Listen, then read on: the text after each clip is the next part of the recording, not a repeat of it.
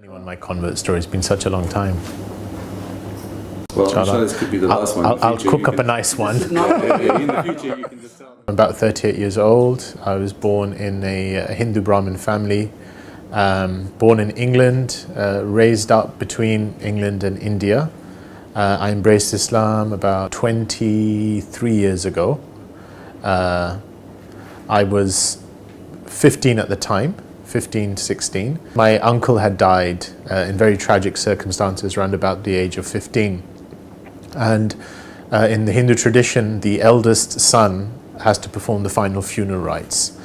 And so he only had 3 daughters. I was the son of his elder brother, and I counted as his sort of eldest son. It was very close to him. So I ended up going to Banaras, which is a place in India, sometimes pronounced as Vanaras, which is a place where they perform the final rites, and where usually the body is taken, burnt, and turned into ashes, and flowed into the Ganges.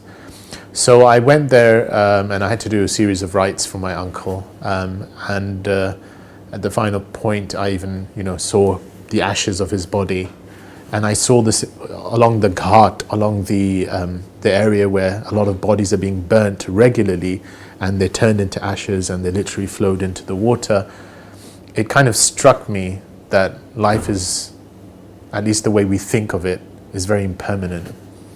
And the whole idea of death as being so close was something that really, really struck me. And so from the age of about 15, I started looking into what death means in other traditions and the afterlife. And being a Hindu, I looked into my own tradition first, and the whole idea of rebirth and karma and so on was something that I was looking into. And then I started looking into other religions, Judaism, Christianity. And one of the things that I always held on to was that there's lots of different paths. All these religions are fine as long as anyone takes a religion, and they're all reaching to God at the end.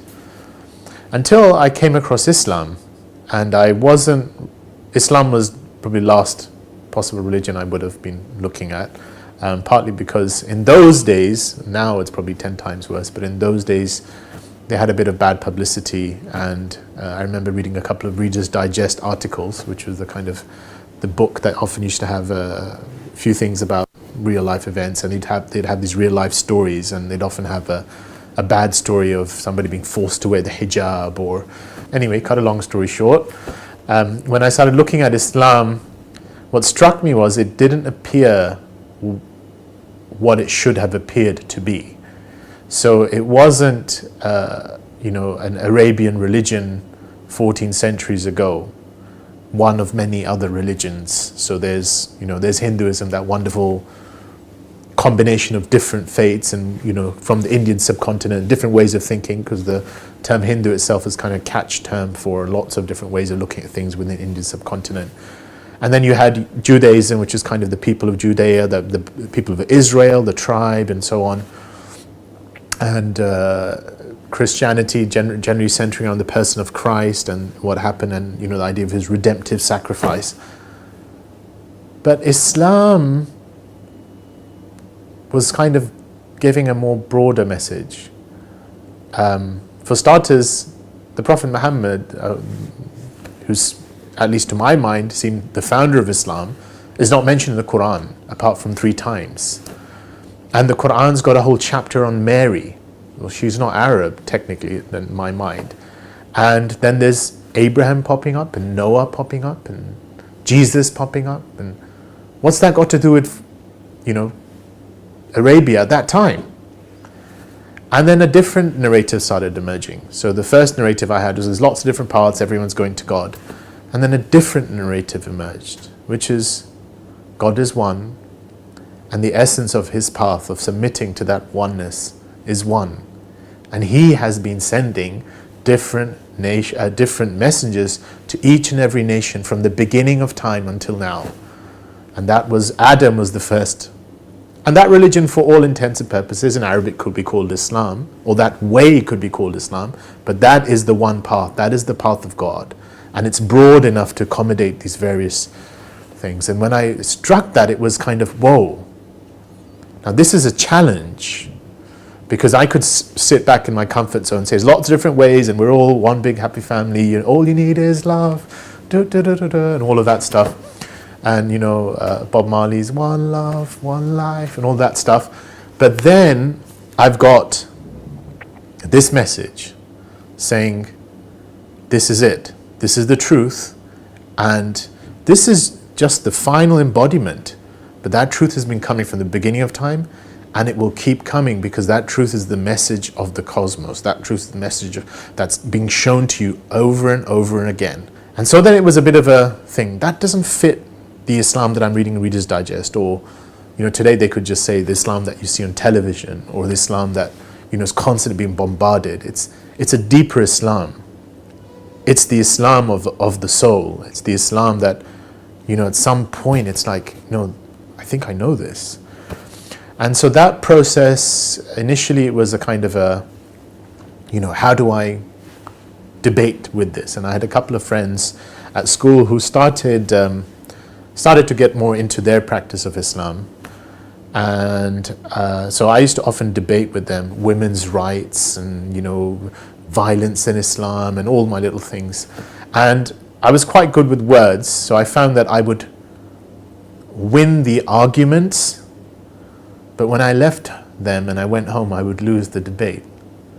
Because at some point I knew that I was winning with points, but there's a deeper level of conviction that had started to rise in my heart about what's being said. And so the whole process just kept going, and I feel looking back now, God sort of created a conflation of events that were happening at that time. And I was being exposed to Islam in different, people close to me. So my school teacher, she actually embraced Islam. And it was just, my life changed after that. But, later on I heard that, there's that whomsoever Allah wills to guide, He gives them expansion. He expands his chest lil Islam, he expands his chest for God. And sometimes there's a term, I think it's called yuqallib, to literally turn a person. And that was my sensation. I literally felt I was turned and I was span, and it was like this sense of expansion. So, yeah. And then what was really interesting is the next day when I told people I wanted to become Muslim, and I said what I did, the way you become Muslim, it was just a coming home. It's like, oh, this is me. This is a part of me. This is what I've always known somehow, somewhere I should be doing. Well, during that 7-month period, I think the first part of it was sort of just opening up to, because it wasn't conscious. I don't think looking back I could say that I was, deliberately thinking about something. It was just subconsciously, or at that time I was realizing that I'm starting to believe. And then I think the biggest reason why there was a delay, which in hindsight I think was partly because I just didn't think it was possible. I didn't think someone born in a Hindu Brahmin family could actually become Muslim. It didn't seem possible to me. It was not something I could have entertained, because I didn't actually, I don't think I knew of any converts from Hinduism. So I couldn't imagine someone from Hinduism could become Muslim, and at least not in the background that I had. So it was a very relaxed, not very strong, Hindu type, but as is common to many, at least that kind of Hindu upper class Brahmin sort of environment, it's sort of like a very relaxed identity, shrouded on, like festivals and, just tight-knit family, very close, well off, not many problems. And then, why would you do that? Why would I convert? It was not something, it never came to me. And then even as the faith was emerging, it was sort of like, yeah, but it's kind of like growing as a seed. It sprouted. And when it was, I believe this. Now what does that entail? And when that thing happened, then it was always like, this is a bridge. And can I ever cross it? Can I ever actually take that step? I mean, what would my family say? What would anyone say? And then I think what finally pushed it over was that, God actually created an environment around me where I saw other people convert. And someone who I really looked up to, who had converted a year or two before, and his life had literally changed. I was walking with him, and he literally looked at me and he said, "You don't know how long you're going to live. You don't know how much time you've got." And he said, "Don't you want to live your life, or at least say what it is that you believe in to yourself?" There were a lot of challenges that came afterwards that, had I sat and thought about it, probably would have prolonged it a lot more than 7 months. But the fact that I took that step, from that point onwards, I found there is no way that God's support does not come. God's support in the most amazing ways. I think for a lot of converts, the real proof becomes their post-conversion stories, especially when there's so much family pressure against them. You think there's no way, just when you think it's all, I've got no way out, there's some, support coming, the most amazing ways. Post-conversion in the beginning, I mean, my family obviously had a hard time with it. I was 16-year-old. They could not understand why I would do something like that, and it took them a while to actually think there was a genuineness involved and there wasn't a lady somewhere or some kind of drug, fueled project behind my reason for becoming Muslim. But to cut a long story short, there were a lot of trials, there were tribulations, but I ended up going from England to India where my parents were residing. I was there for a couple of years. But I found within that a sweetness, and God always providing support just when it got difficult. And then through time, and I think this is something, if I had the chance to give advice to myself looking back, and also to someone in that situation, was to take things easy, to try and embody things through their character and the core of Islam, and not feel that they always need to get their point across. Because I did feel very strongly that I really wanted to convey what it was that I knew, without realizing that sometimes your actions and your state speaks louder than your words. And so there was that kind of initial tussle.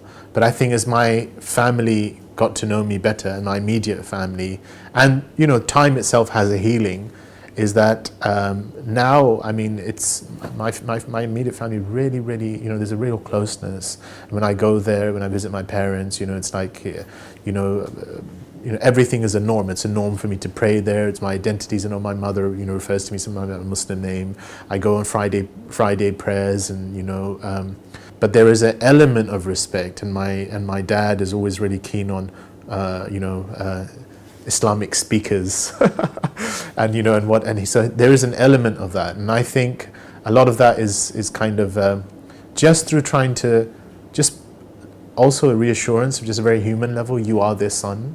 You are the person that they've known, and to the degree that at your core you're still who you were, and you're just trying to be more genuine in that, and what Islam's calling us to. So that's there, yeah. But there are challenges. There are social challenges, and I think the biggest thing is that each of us will probably be challenged in some way to live up. That's part of life, but there is always support of God in those challenges. So. Islam, I wouldn't say changed me, but is continually calling me to change, and is changing me, because Islam is truth. And I think looking back at the age of 16 when I did decide to become Muslim, was that the first thing was, it was just liberating to know that there is a truth out there, that there is a point to life. It was so liberating, and I think most of the converts I've spoken to always say that those first few months are just exhilarating, because it's sort of like, oh, how come no one else knows about this? This is like a treasure. Right, but then, as time goes on, it's like the challenge to live up to our lives and that greatest truth. And this is the part of faith, right? Being called to, what is your greatest truth? What do you really ascribe to? But just having that guidance, just knowing that there is guidance, just knowing that there is a point, knowing was really, really, really peaceful. And I remember it was so overpowering, and it was so comforting that somewhat in my naivety as a 16-year-old, it was like, wow, it should be easy. I just tell everyone and they'll see it exactly the way I do, especially the family. And it wasn't the case, because, a lot of these things are not in our own hands.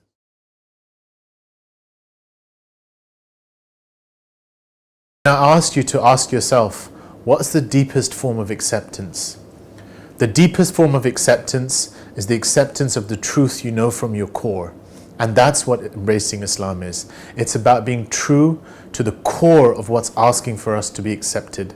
Once you accept that, you'll find God comes in your life and makes things easier, and everything you thought that was impossible or otherwise something to be worried about will become possible, and you'll find a way out. That's my hope. Thanks.